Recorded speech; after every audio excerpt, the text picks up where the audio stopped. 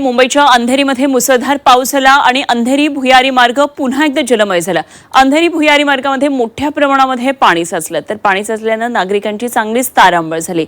मुंबईमध्ये काल अंधेरीमध्ये मुसळधार पाऊस झाला आणि त्याचा परिणाम म्हणजे भुयारी मार्ग पूर्णपणे जलमय झाला। या ठिकाणाहून वाहतूक पूर्णपणे बंद झाली, तर या भुयारी मार्गामध्ये मोठ्या प्रमाणात पाणी साचल्यानं अक्षरशः हा मार्ग बंद होता। पाणी साचल्यानं इथल्या नागरिकांची सुद्धा मोठी तारांबळ उडाली।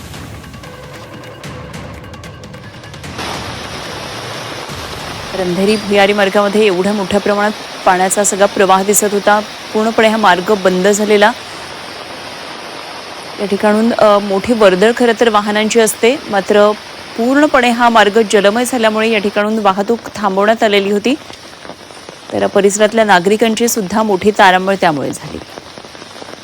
संपूर्ण मुंबईमध्ये काल मुसळधार पाऊस झालेला आहे। अनेक ठिकाणी आपण पाहिलं की मोठ्या प्रमाणात पाणी साचण्याच्या घटना घडलेल्या आहेत। यामध्ये अंधेरीतली आपल्याला ही दृश्य पाहायला मिळतात। मोठा प्रवाह पाण्याचा वाहताना या ठिकाणी आपल्याला पाहायला मिळतोय। पवई, मुलुंड, त्याचप्रमाणे वर्सोवा या ठिकाणी मोठ्या प्रमाणात पाऊस झाला। मुलुंडमध्ये तर 160 मिलीमीटर पावसाची नोंद झालेली आपल्याला पाहायला मिळते।